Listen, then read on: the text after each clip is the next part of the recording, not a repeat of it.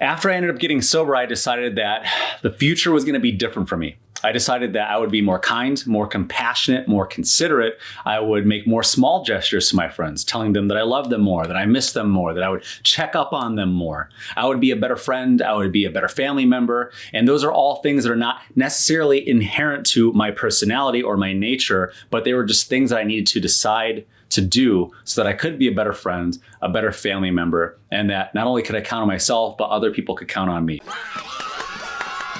All right, starting video in 3, 2, 1, and we're live.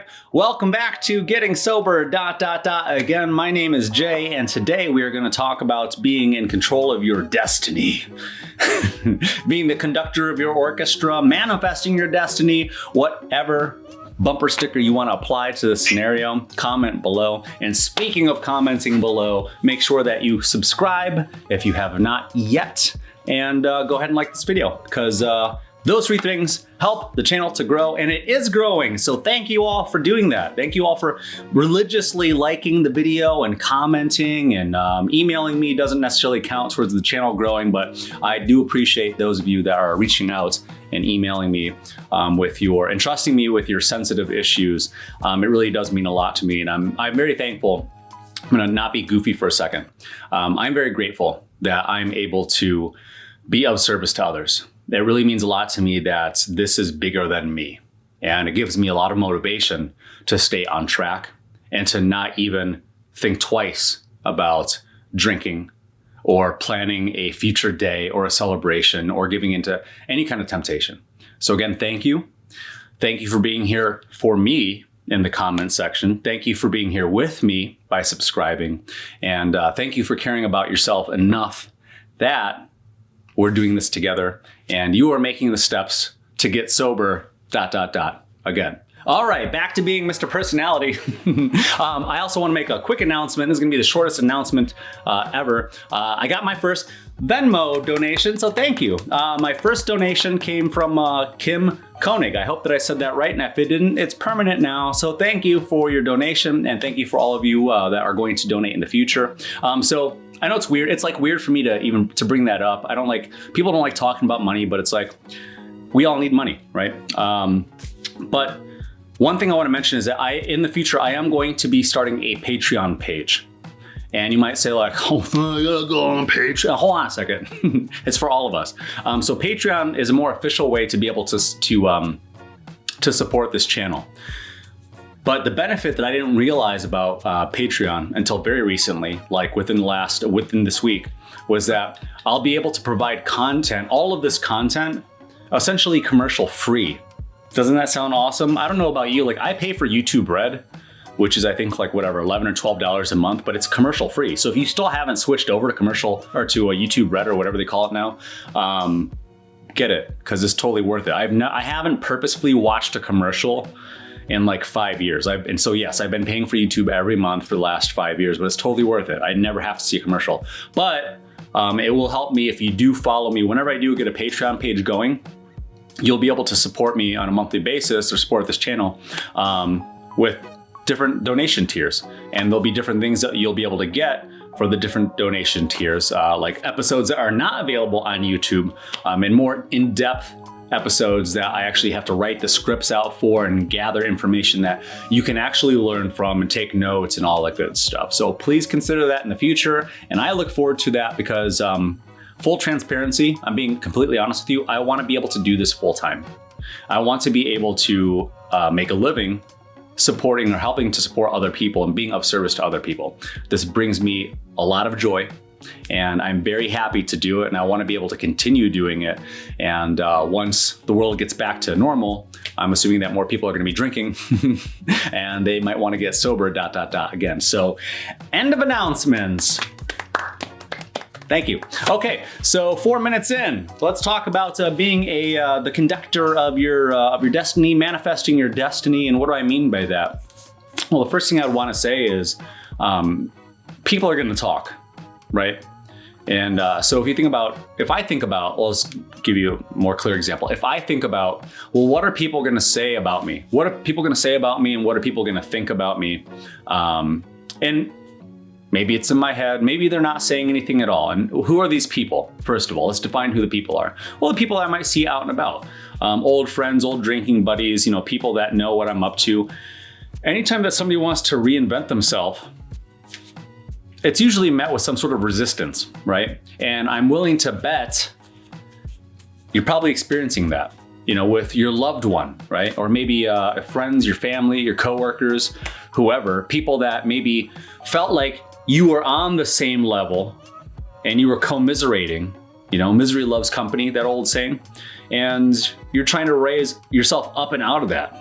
You're trying to do it tactfully. You're not trying to judge anybody. You're not trying to make anybody else feel bad. But in that, you can't change how insecure people feel about themselves, right? That's just something that's going to happen. And when they see that you're trying to do better for yourself, even with like trying to go back to school, get a degree, get a certification, try to get a raise at your job, trying to perform better so you can make a better living, so you can provide for your family or just for yourself. People don't like to see that they are being abandoned, and that creates some sort of insecurity amongst people. That's just human nature. And there's nothing against them, but we have to be stronger. We have to be strong in knowing that people may talk, they may say something, and why not, knowing that they're going to talk anyway, why not give them something really good to talk about? If they're going to be a little bit jealous about you attempting to sort of make a change, why not go full on? Why not commit to the sobriety? Why not committing to ditching the addictions, ditching the habits, So what if you have to miss the March Madness? So what if you have to miss St. Patty's Day? Or maybe your goal is to get sober the day after St. Patty's Day. And you do the same thing that you did on New Year's Eve. You got hammered on New Year's Eve and then have to spend the whole next day like trying to recover, like, oh my God, why did I do this? Not putting your best foot forward, right? Whatever your plan is, people don't want to feel like they're abandoned, and they're going to talk. They're going to say something about, so-and-so, Jay feels like he's too good for us, or he's like, oh, he's not showing up. I'm like, well, this is just what we do now. He's off doing better things. It's like, I've been confronted with recently, I've been telling you in previous episodes that I have been going back to my old bar and not drinking. And Bud Zero is good, by the way. They have that now at my bar. So it's a little tastier than a really skunky Heineken, which Heineken's fine, the Heineken Double Zero. But that's not what this episode's about, but that's another option. So now I have that option, the Bud Zero, the Heineken Double Zero, and if I want a little, sugar rush, I can get my non-alcoholic ginger beer. But people are going to talk. And I'd heard that from my friend who's a bartender and other friends. Like some friends are like, oh yeah, everybody misses you. And then, my other friends are just like, yeah, everybody's been talking about like where you're at and like whatever, and that you're sober or whatever. And so far, like nobody said anything negative, but usually people don't have negative conversations with you about your face. Like nobody usually, whatever they're saying behind your back is typically because, they're embarrassed or they're ashamed of saying those things. And, they don't want to upset you. And that's just the way that it is. People are going to talk. So if they're going to talk, they're also going to talk about if you failed, because then they feel like, oh yeah, they're not better than us. Like they can't well, if they see that you do something better, you're trying to do something better for yourself and better with your life, and then you make the choice and you make the decisions, it exposes something about what they're doing with their life. It exposes that they're not taking the effort that you're taking and that you're making to get themselves up and out of their situations. People don't like to change, right? Trying new foods, people don't like it. Being in a new environment, people don't like it. People are generally resistant to change, right? We are creatures of habit.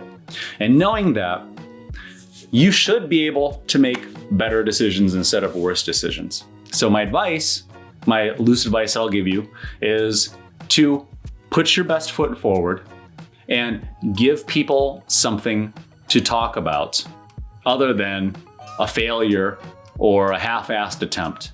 Because they are going to talk about either one of those two things just as much as they would talk about how you attempted and you succeeded and you are in a much better place now. And in one of those scenarios, the one where you succeed and you can do it, by association, they may be inspired to make better decisions also with you And you can also maybe bring some of these people up out of the situations that they're in. And that's what I hope to do with this. I hope to be able to help motivate some of my friends that have lost their way or gone lost off their path, got distracted off of their path. And I know that some of them watch this channel and some of them message me. And I know that some of them, when I see them at the bar, I don't want to make anybody feel guilty. If I do see people at the bar and they're drinking, I don't want them to be like, got him drinking again. Here comes the sober guy. It's like, do whatever you want with your life. Just like I said before, just don't hurt anybody. Don't be an asshole. And when I say don't hurt anybody, that also includes yourself. Don't hurt yourself. Don't hurt yourself. Don't hurt your friends, your family, the people that you're close to. If you're making decisions that are going to continue to unravel your home life and make it harder for people to be around you and say like your work environment, and those are your main two environments. The only other environment is the third one that facilitates you drinking, which is typically the bar, right? You're like, oh, one of these places I feel like I belong because everybody else is doing what I'm doing, and that's drinking. But that's neither here nor there. So in yesterday's episode, I briefly talked about, yesterday's episode was I feel like I know that I'm less angry now than I was when I was drinking. And I didn't mean so much that, I wasn't saying that I was an angry drunk. My whole point about yesterday's episode about being less angry is that I just generally feel less angry. I'm way less irritable than I was when I was drinking. Like when I went to today, I woke up this morning at I went and played tennis this morning at 9 o'clock this morning. Downtown Cleveland, my friend lives in a building, they have an outdoor court. But on the way home, I was in the turning lane. There were two turning lanes and I was in the furthest over turning lane. And this car saw me with my blinker. I had to go this way. I had to merge over into one of these two lanes. This car saw me with my blinker light on and they just kept pulling forward, and wouldn't let me into traffic. They wouldn't let me just merge over. And I looked at this person because, nobody likes when that move happens. Traffic incidences are easy to get your blood boiling. Comment below. But I found myself wanting to be judgmental of this person. And I found myself, going through quickly rattling off the scenarios in my head of like how to handle this situation. A stern look. Give him one of those. What should I do? Lay on the horn like a crazy person. And I know like this person, I don't know. I don't know what's going on in their head. I don't know if they're having a bad day. I don't know if they just came from the hospital. I don't know what's going on in their head. But my brain went to wanting to judge this person and wanting to think that, they saw me with my blinker light on, they chose to snub me and not let me over, and they're affecting my day. They're doing this to me. And it's like, I let it all go. In the past, I would have done any of those other scenarios, stared at them angrily, and I might have done the 1-2 combo, stared at them angrily and beep the horn, and I might even, who knows, I might even roll the window down and scream. I might have done any of those three things. And if I had been drinking and driving, but if I had been drinking, I definitely would have done one or all of those three things. So that's, what I mean by being less angry is just generally, I just have a much more calm demeanor about me. I'm not quick to jump to conclusions. I'm not quick to be irritable. I'm not quick to be angry, to shout, to scream. I let the moment pass. I give it a few seconds before I react, if I react at all. And my life is a lot less stressful now that I'm not drinking. So that's one of the many improvements of not drinking. And if you're wondering, if you're watching this video for the first time, any of these videos for the first time, I am about 4.5 months sober, getting close to 4.5 months sober. And this is definitely a place that I feel great. Month 2 and 3, the first month of being sober, the first 30 days was great because I was in the honeymoon phase and super motivated. And then month 2, I was still kind of motivated, still doing it.